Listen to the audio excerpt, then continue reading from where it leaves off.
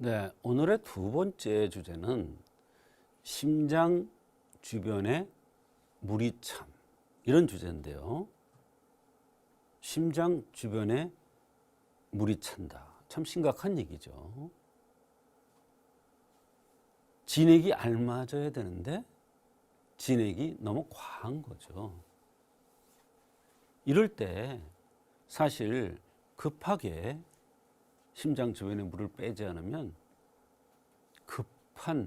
급사라고 그러죠. 급하게 사망할 수도 있는 겁니다. 심장은 한의학에서 군주지간이죠. 물론 다 마찬가지겠습니다만 군주지간이라는 것은 가장 중요하고 으뜸이 가는 제일 중요한 장기다 이런 얘기예요. 근데 그 주변에 물이 찬다. 참 기가 막힌 얘기죠. 물을 빼는 것도 한두 번이고 물을 빼면 가뿐해져요. 정상화돼요. 근데 또 차요. 인뇨제 쓸 수도 있어요. 그런데 물론 그것도 좋은 치료입니다만 왜 심장 주변에 물이 차는 현상이 나타날까? 이거에 대해서 이번 시간에는 생각해 보자. 이런 뜻입니다.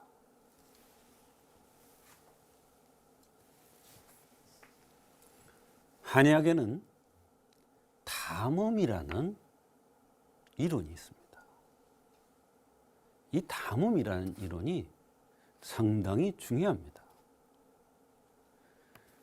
정말 이상한 병, 괴상한 병, 원인도 모르는 병. 그런데 환자는 좀 심각한 병들이 오는 경우, 담음과 연관되는 경우가 상당히 많습니다. 원인이 안 나와요. 아무리 가서 이걸 찍고 저걸 찍고 뭘 빼고 해도 안 나와요, 원인이. 근데 환자는 계속 아파가요. 병이 점점 심해가요. 그럴 때 담음이라는 관점에서 생각해 보면 정말 쉽게 풀리는 경우가 많이 있습니다. 이 심장 주변에 물이 차는 것도 마찬가지입니다. 한의학에서는 이 담음이라는 것이 진액이 인체에 있는데 진액이 알맞아야 되는데 이 진액이 진학되지 못하고 노폐물, 좀 병적인 걸로 변형이 된 거예요. 그것을 한의학에서는 담음이라고 하는데 이것이 여러 가지 병들을 일으킵니다.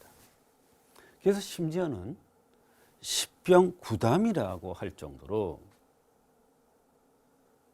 10가지 병이 있으면 9가지, 100가지 병이 있으면 90가지는 담음에서 병이 온다고 할 정도로 이 담음이라는 개념이 상당히 중요합니다.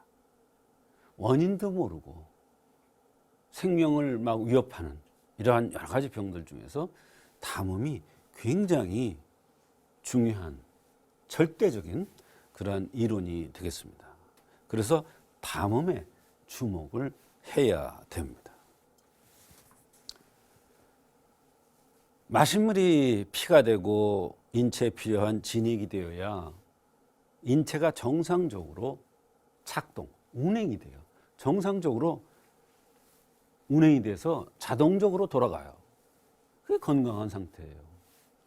그런데 어떠한 원인에 의해서, 어떠한 계기에 의해서 이게 병적인 것으로 되어서 원인도 모르는 여러 가지 병들이 생겨요. 벼랑간에 이유 없이 어느 날부터 잠이 안 온다. 너무너무 기침이 심한데 천식, 숨이 찬데 이게 치료가 되지 않는다. 어지러워서 막 빙빙 도는데 이게 원인이 안 나온다. 소화가 안 되고 속이 쓰리고 아프고 관절이 아프고 허리가 아프고 디스크가 오고 물론 다 진통제나 이런 여러 가지 방법으로 그 당시에 통증은 없앨 수 있으나 근본적인 것은 안 되는 경우가 많이 있습니다. 그럴 때는 이 담음이라는 것을 주목해야 된다. 이런 뜻입니다. 원인도 모르는 병이에요. 담음에 의해서 병이 왔다는 것을 어떻게 알 수가 있는가? 이게 굉장히 중요한 얘기인데요. 눈 밑에 다크서클이라는 이런 것이 있는 경우 원인이 모르는 병이 왔을 때는 담음에서 오는 경우가 많습니다. 물을 마시면 정상적인 사람은 그냥 소리 없이 잘 흡수되고 이래야 되는데 물을 마시면 배에서 물소리가 쭈룩쭈룩쭈룩쭈룩 이렇게 나는 것은 바로 물이 진액화, 정상적으로 진액화되지 않는 거예요. 이게 담음이 있다는 것을 표시해 주는 겁니다. 이유 없이 미식거려서 밥을 먹을 수가 없다. 이유 없이 미식거려서 생활을 할 수가 없다. 이런 사람들이 많이 있습니다. 근데 이게 스트레스에서 많이 오고 예민한 사람들이 이런 경우가 많은데 담음의 증상 중에 하나가 또 이런 게 있어요. 어지럽고 가슴이 두근거리고 여기저기 쑤시고 열이 훅 났다 식었다 하고 여기저기 쑤시는데 가서 검사해 보니까 아무것도 안 나와. 본인은 아파 죽는데.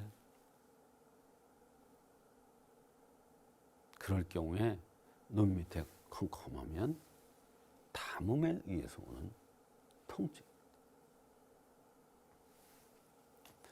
물을 마시면 피가 되고 살이 되고 진액화되어야 되는데 즉시 소변을 보고 싶더라고요. 마시면 한 컵 마시면 가보면 한 컵보다 더 나오는 것 같아요. 이거 큰 병입니다. 이게 큰 병으로 돼갑니다. 가장 우선적으로 올 병이 당뇨입니다. 이게 당뇨, 혈당 조절하면 된다? 천만의 말씀. 그것도 하나의 방법이죠. 그러나 그게 치료가 다가 아니에요. 몸은 점점 나빠지고 있는 거예요.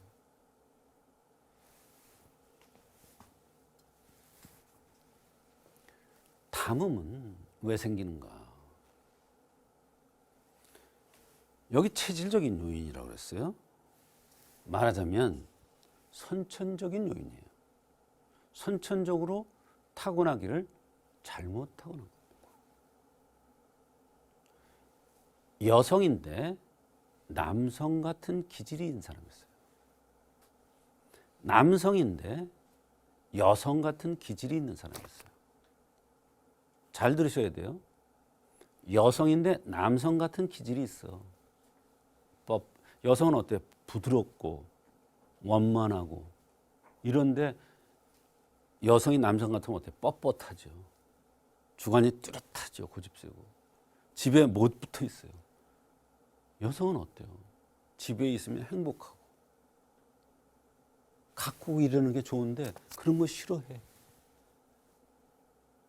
뛰어다니고 활동하고 남 앞에 서고 이런 거 좋아하는 여성들이 있어요. 이게 담음의 형상이에요. 이게 체질적인 요인이에요. 근데 남자가 반대로 여자 같은 사람이었어요. 일요일 날도 집구석에 붙어서 나가기 싫어요. 어디 나가서 얘기하려면 자기 얘기 못해. 어떤 사람이 이런 사람도 봤어요.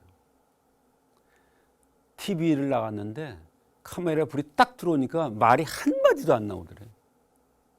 그 사람은 대학 교수인데 한 번 나가서 그런 트라우마가 생겨가지고 그 뒤에 한 번도 그렇게 유명한 사람인데 한 번도 못 나갔대요. 저는 카메라에 불 확 들어오면 그때부터는 전혀 딴 사람이 되는 거예요. 이상한 사람 다 있어요. 그게 바로 담음의 형상이에요. 체질적인 요인이에요.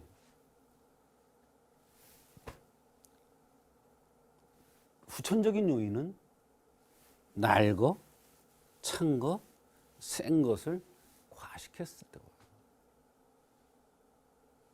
야채요? 좋죠. 필요하죠. 그러나 너무 과하게 들으면 바로 그게 병적으로 담음이 된다. 그 다음에 찬 거. 너무 냉장고 들은 거, 찬 뭐, 아이스 워터. 얼음이 들은 물. 그 미국에 가면 그냥 폭비폭수라 해서 막 이렇게 된 그냥 우리나라도 이런 사람도 요새 많이 생기더라고요. 막 그냥 엉덩이가 이만하고 그냥 막 이런 사람들이 생기더라고요. 그게 바로 얼음물이에요. 옛날에 우리나라 그렇지 않았어요. 근데 우리나라도 이제 그렇게 되면서 서구화 돼 가면서 음식 생활이 바뀌면서 그렇게 되는 거예요. 센 것을 과식했을 때 담음이라는 게 생깁니다. 담음으로 생기는 기병과 귓병, 기괴한 병과 괴상한 병입니다. 심장에 물이 차는 거 뭐 흔히 있는 병 아니잖아요. 간질 발작, 두통, 아주 만성 두통, 편두통, 어지럼증, 정신질환. 왜 정신질환이 왔는지도 몰라. 누르면 뭐해? 잠자게 하면 뭐해? 원인 치료가 아닌데. 그게 담음에서 많이 온다. 폭피폭소. 갑자기 대꼬챙이처럼 마르거나 갑자기 막 그냥 이렇게 찌는, 그것도 여기가 그냥 막 이렇게 돼서 찌는 이런 사람들. 그 괴상한 병입니다. 기이한 병입니다. 이런 병들이 담음에서 비롯돼서 오는 겁니다. 그래서 심장에 주변에 물이 차는 경우도 쉬운 병은 아니고 예사롭지 않은 병이지만 한의학에서는 담음이라는 관점에서 생각하고 치료하면 많은 도움을 줄 수가 있는 병이 되겠습니다.